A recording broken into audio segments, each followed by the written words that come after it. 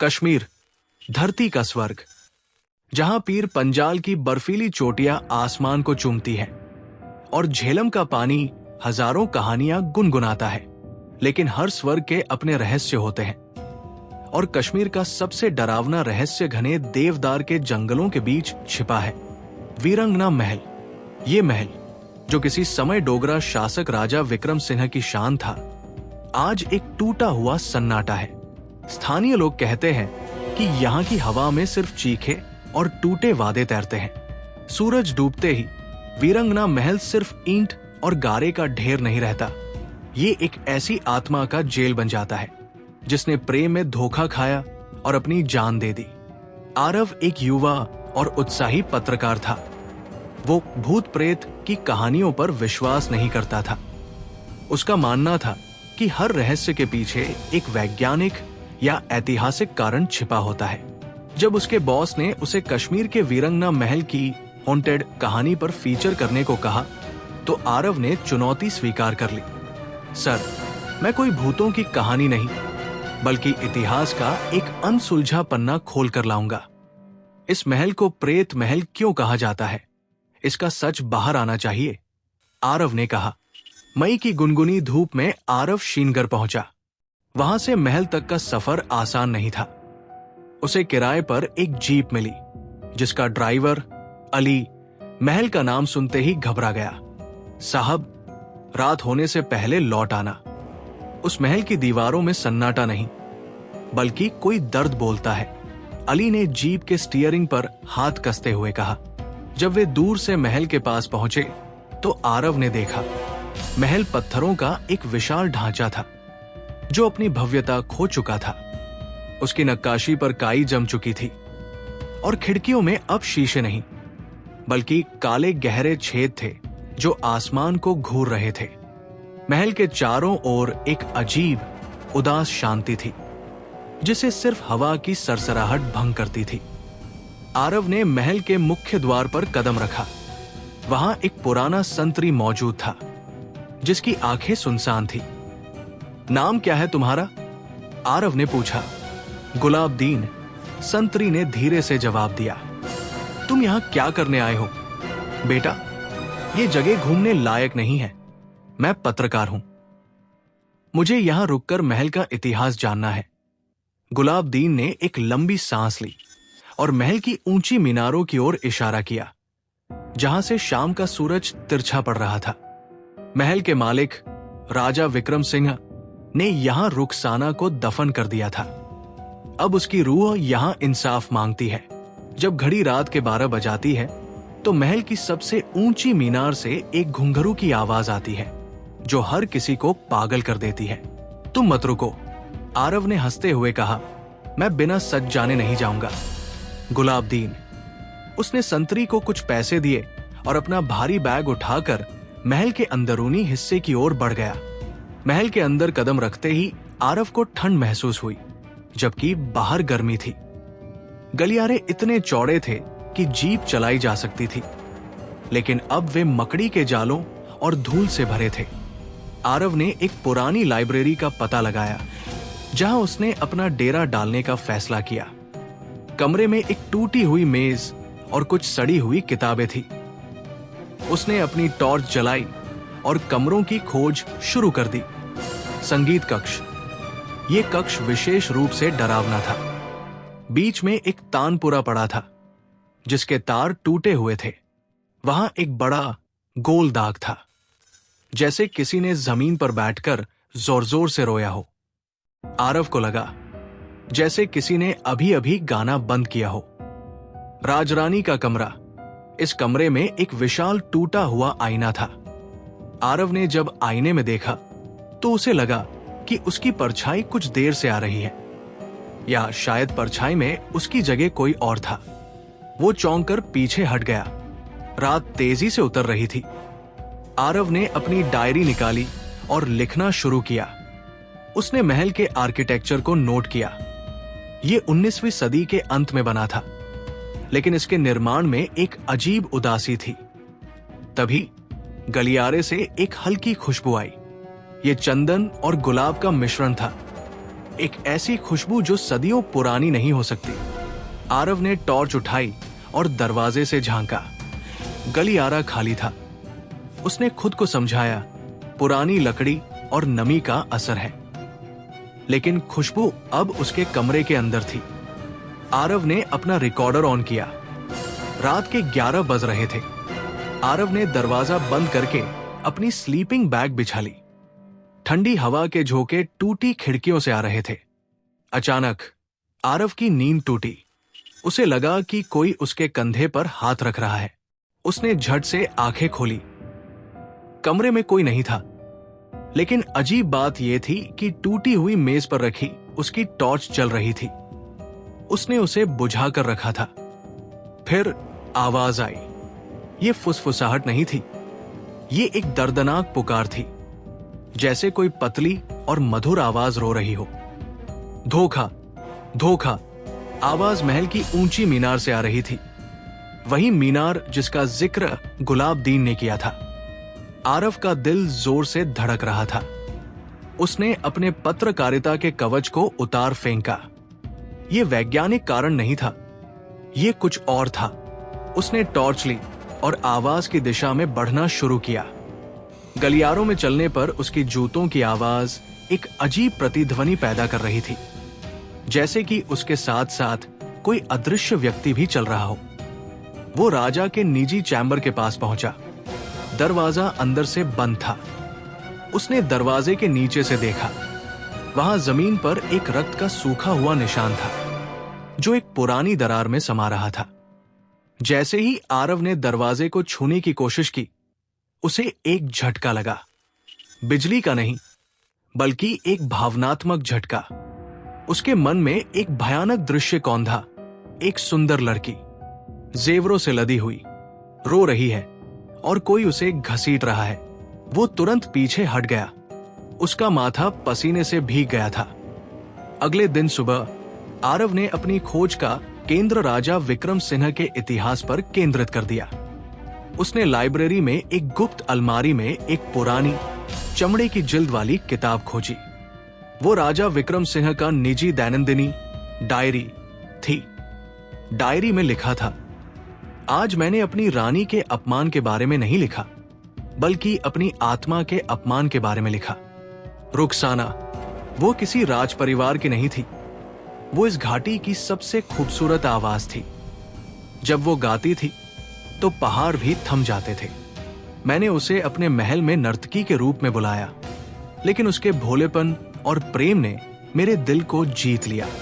Diary के पन्ने आगे बढ़े। हमारा प्रेम छिपकर बढ़ता रहा।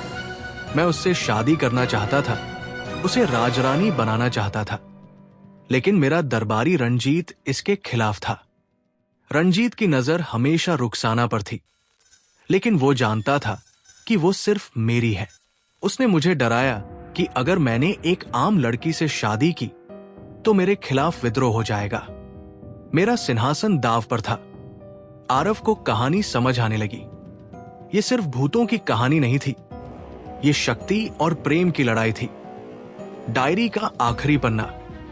रंजीत ने एक चाल चली। उसने रुखसाना को मेरे प्रेम का प्रतीक कहकर महल की ऊंची मीनार में बंद कर दिया। उसने उसे संदेश भेजा कि मैंने उसे धोखा दिया और उसे केवल मनोरंजन का साधन माना। जब मैं वापस आया तो देर हो चुकी थी। रंजीत ने उसे आजाद होने का एक ही रास्ता बताया, ऊंचाई से कूद जाना, और उसने यही किया। मैंने अपने हाथों से अपनी मोहब्बत की मौत देखी। ये महल अब मेरे लिए महल नहीं, मेरी प्रियतमा की कब्र है। मैंने रंजीत को मार डाला, लेकिन क्या रुखसाना को वापस ला पाया? नहीं, वो अब यही रहेगी, इस महल की वीरंगना बनकर, जब तक उसे इंसाफ नहीं मिलता। आरव ने डायरी बंद की। अब वो जानता था कि घुंघरू की आवाज क्यों आती है और क्यों महल को वीरंगना महल कहा जाता है। रुखसाना ने न केवल प्रेम में धोखा खाया, बल्कि उसे जानबूझकर मौत के जाल में फंसाया गया था। आरव ने फैसला किया कि वो मीनार तक पहुंचेगा। डायरी में मीनार तक पहुंचने का एक गुप्त रास्ता बताया गया था। संगीत कक्ष के पीछे एक छिपी हुई सीढ़ी। शाम होते ही उसने संगीत कक्ष में प्रवेश किया। टूटे हुए तानपुरे के पास जमीन पर बना गोल दाग, जहां रुखसाना अक्सर गाती थी, वहां उसने जोर लगाया। एक पत्थर सरका और एक अंधेरी संकरी सीढ़ी खुल गई। आरव टॉर्च लेकर ऊपर चढ़ने लगा। सीढ़ियों पर इतनी धूल थी कि सांस लेना मुश्किल हो रहा था। यह रास्ता सीधे उस ऊंची मीनार की ओर जाता था, जिसे स्थानीय लोग शापित बुर्ज कहते थे। जैसे जैसे वो ऊपर चढ़ रहा था, ठंड बढ़ती जा रही थी। हवा में रुखसाना की चंदन और गुलाब की खुशबू और भी तेज हो गई थी। आरव को महसूस हुआ कि अब वो अकेला नहीं है। जब वो मीनार के शीर्ष पर पहुंचा तो वहां एक छोटा गोल कमरा था। चारों ओर टूटी हुई खिड़कियां थी, जिनमें से बर्फीली हवा अंदर आ रही थी। कमरे के बीच में एक टूटी हुई चौकी पड़ी थी और दीवारों पर खून के छींटे थे, जो राजा ने डायरी में नहीं बताए थे। हो सकता है कि रंजीत ने उसे धक्का देने से पहले संघर्ष किया हो। तभी कमरे में रोशनी कम होने लगी।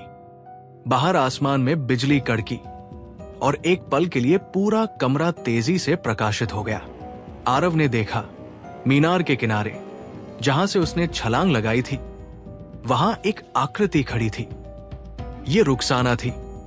वो जेवरों से लदी हुई लाल रंग की कश्मीरी पोशाक में थी, लेकिन उसकी आंखें नहीं थी। सिर्फ दो गहरी खाली जगह थी, जिनमें अनंत पीड़ा भरी थी। उसके हाथों से खून टपक रहा था, जो जमीन पर गिरते ही आवाज नहीं कर रहा था। आरव डर से जम गया। उसकी टॉर्च हाथ से छूट गई, लेकिन उसने हिम्मत नहीं हारी। रुखसाना, उसने धीरे से कहा, मैं आरव हूं।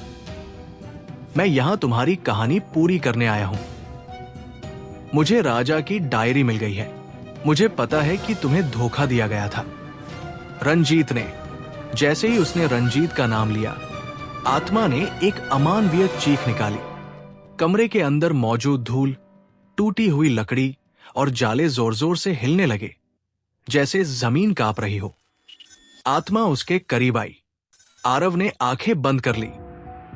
उसने सोचा, यह पत्रकारिता नहीं, मेरी मौत है। जब उसने आंखें खोली तो आत्मा बिल्कुल उसके सामने थी। उसका चेहरा अब साफ था, लेकिन उसकी आंखों से खून के आंसू बह रहे थे। मेरा न्याय कहाँ है? आत्मा की आवाज उसके कानों में नहीं, बल्कि सीधे उसके दिमाग में गूंजी।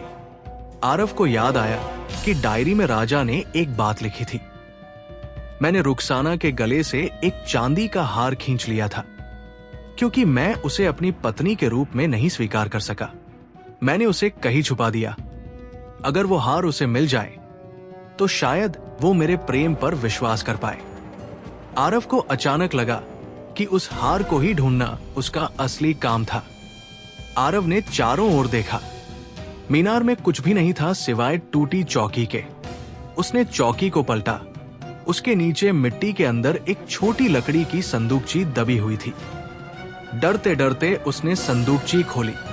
अंदर एक चांदी का हार था, जिस पर एक छोटा सा नीलम जड़ा हुआ था। हार सदियों पुराना था, लेकिन उसकी चमक बरकरार थी। ये रहा। रुखसाना, आरव ने डर को काबू करते हुए कहा और धीरे से हार आत्मा की ओर बढ़ाया। राजा ने तुम्हें धोखा नहीं दिया था। उसने सिर्फ डरकर हार मान ली थी। ये उसका प्रेम है।